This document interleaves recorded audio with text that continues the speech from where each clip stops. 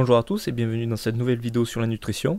On va s'attarder aujourd'hui sur le sujet de l'effet de la glycémie sur notre corps. Donc nous allons aborder dans cette vidéo quel est le taux normal de sucre sanguin, ce qu'il se passe si le sucre sanguin est trop haut, s'il est trop bas, comment le réguler, donc les hormones la régulant, mais aussi de savoir d'où provient ce glucose sanguin, le produit glucidique ou non glucidique. Allez, on va commencer très rapidement, mais avant, je vais vous demander si pour soutenir la chaîne, de vous abonner, de mettre un petit pouce bleu, de laisser un commentaire.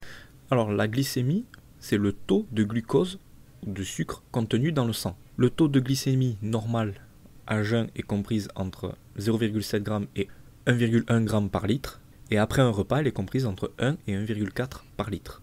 Il faut savoir que lorsque l'on sort de cette zone optimale, le corps sécrète des hormones pour la réguler, pour pouvoir survivre. Donc, si le taux de sucre est trop bas, l'organisme y sécrète du glucagon pour faire remonter le taux de sucre. Et si le taux de sucre est trop haut, l'organisme va sécréter de l'insuline pour faire baisser ce taux de sucre sanguin.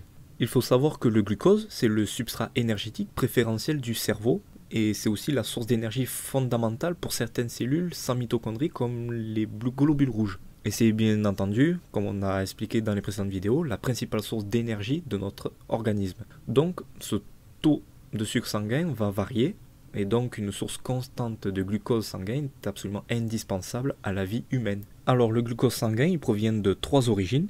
Le premier c'est le glucose alimentaire ingéré au moment de la prise des repas, donc les glucides.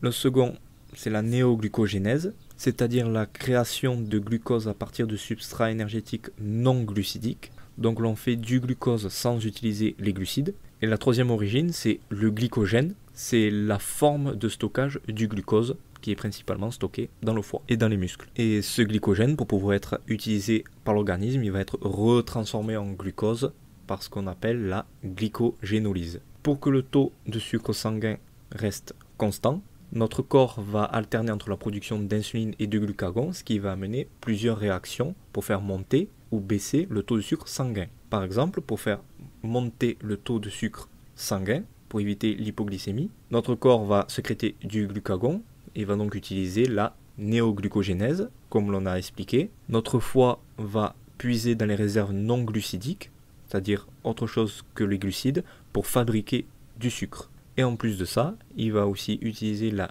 glycogénolyse, c'est-à-dire la dégradation du glycogène, comme on vous le rappelle, c'est la forme de stockage du glucose, pour pouvoir retrouver du glucose et donc pouvoir le libérer dans le sang. Et à contrario, quand notre taux de sucre sanguin est trop élevé, pour le faire diminuer, notre corps va sécréter de l'insuline et donc va mettre en place un système de stockage du glucose dans notre corps. Donc notre glucose va être transformé en glycogène pour pouvoir être stocké par l'organisme. C'est ce qu'on appelle la glycogénogénèse. Mais en plus de cela, il va aussi mettre en place la lipogénèse.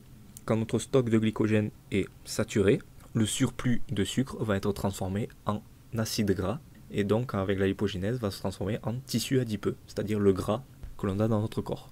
Voilà, ça sera tout pour cette vidéo, j'espère qu'elle vous aura plu. N'hésitez pas à vous abonner, à mettre un petit pouce bleu, à laisser un commentaire. Et je vous dis à la prochaine pour une prochaine vidéo.